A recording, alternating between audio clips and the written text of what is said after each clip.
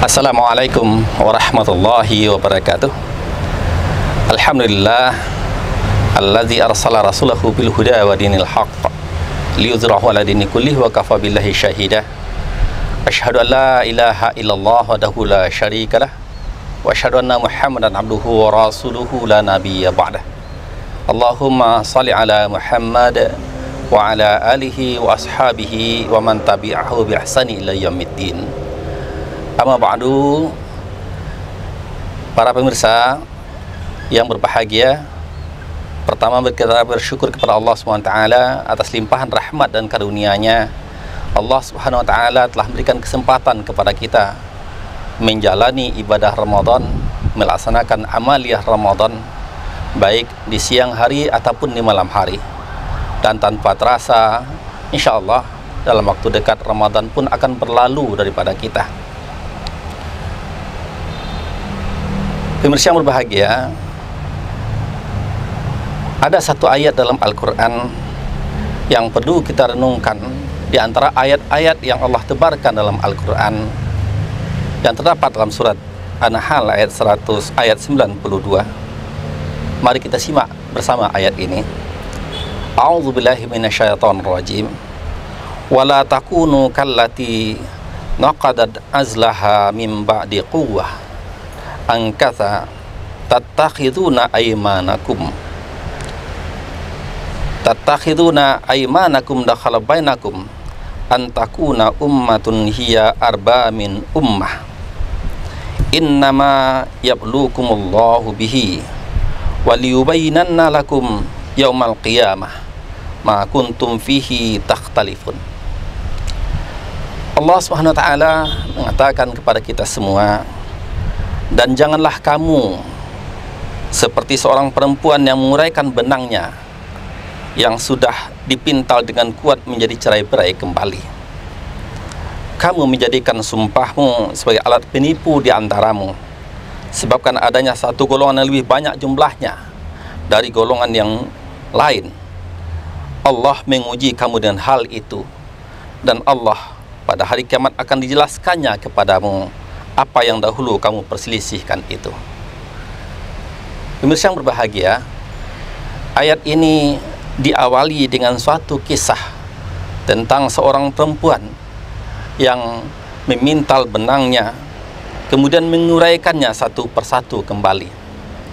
Terdapat beberapa riwayat tentang ayat ini yang menjadi asbabun nuzul ayat ini.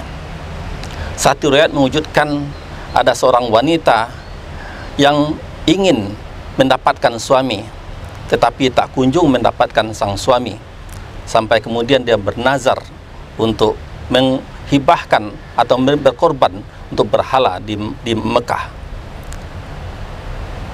Kemudian dia mendatangi seorang ahli nujum, dan ahli nujum itu memberikan ramalan kepada dia bahwa akan datang seorang lelaki pada bulan purnama untuk meminang dia. Tetapi kenyataannya tidak pernah itu terjadi. Sampai satu masa kemudian seseorang datang meminang si perempuan ini. Kemudian dalam rangka bersyukur dia menyembah berhala-berhala dan berkorban di hadapan berhala-berhala di hadapan Ka'bah. Tapi kemudian dia ditipu oleh si lelaki karena dia menginginkan, dia mengatakan tidak pergi mengurus suatu urusan dagang. Tapi tatkala si perempuan itu melihat ternyata si laki-laki itu mengkhianatinya, kemudian dia putus asa dan frustasi. Dia mengurung dirinya sampai suatu saat kemudian dia teringat dengan apa pekerjaan yang dulu telah dilakukan oleh ibunya. Dia melakukan memintal benang di malam hari, dan banyak orang belajar kemudian pada dia. Tetapi kemudian benang itu diuraikannya lagi. Ada kisah yang lain tentang riwayat ayat ini, tentang menceritakan seperempuan yang gila. Pemirsa yang berbahagia, kisah-kisah dalam Al-Quran memang kadang-kadang berkaitan dengan kisah-kisah dalam kehidupan real nyata.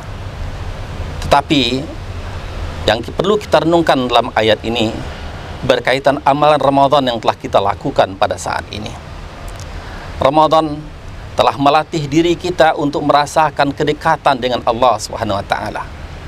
Ramadan telah menyadarkan diri kita bahwa tidak ada satupun yang luput dari perhatian Allah atas apa yang kita lakukan. Ramadan menyadarkan kita bahwa Allah memonitor aktivitas kita, sehingga kita tidak mau melanggar aturannya, sehingga kita tidak mau menyimpang dari pedoman yang telah diaturkannya.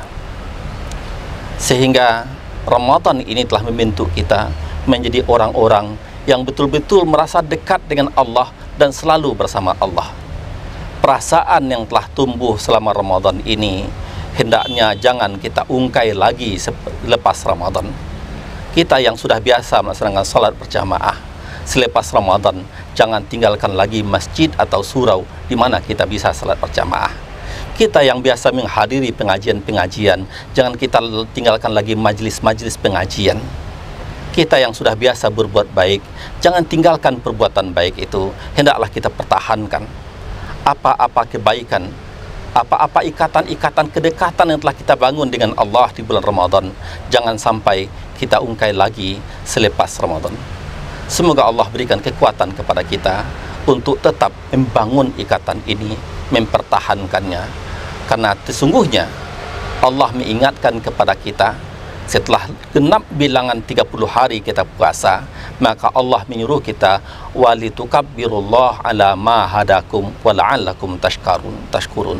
Hendaklah kamu tetap membesarkan Allah dengan segala petunjuk yang telah diberikannya kepada kamu sebagai tanda kamu orang yang bersyukur.